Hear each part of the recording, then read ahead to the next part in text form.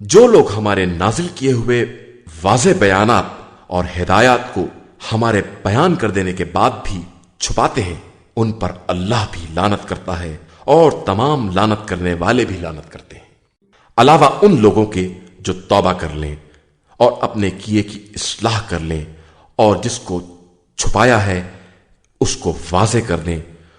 تو ہم ان کی توبہ قبول کر لیتے ہیں کہ ہم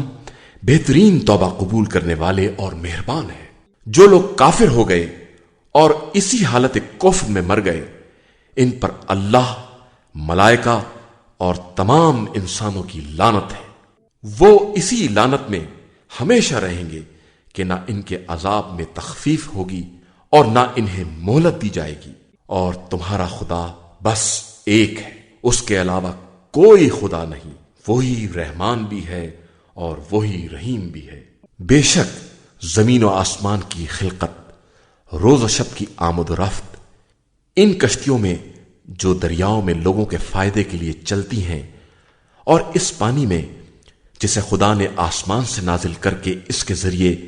مردہ زمینوں کو زندہ کر دیا ہے، اور اس میں طرح طرح کے چوپائے پھیلا دیے ہیں،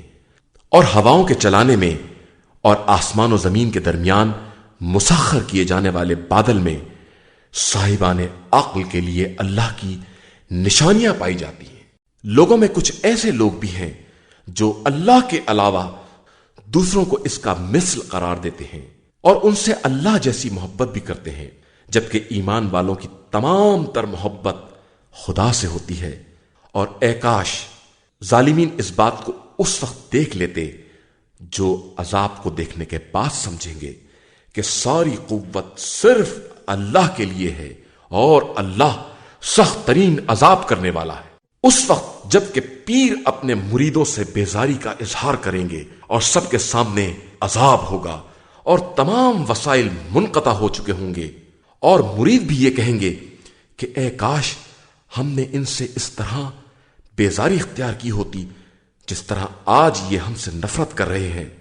خدا ان سب کے اعمال کو اسی طرح حسرت بنا کر پیش کرے گا۔ اے انسانوں،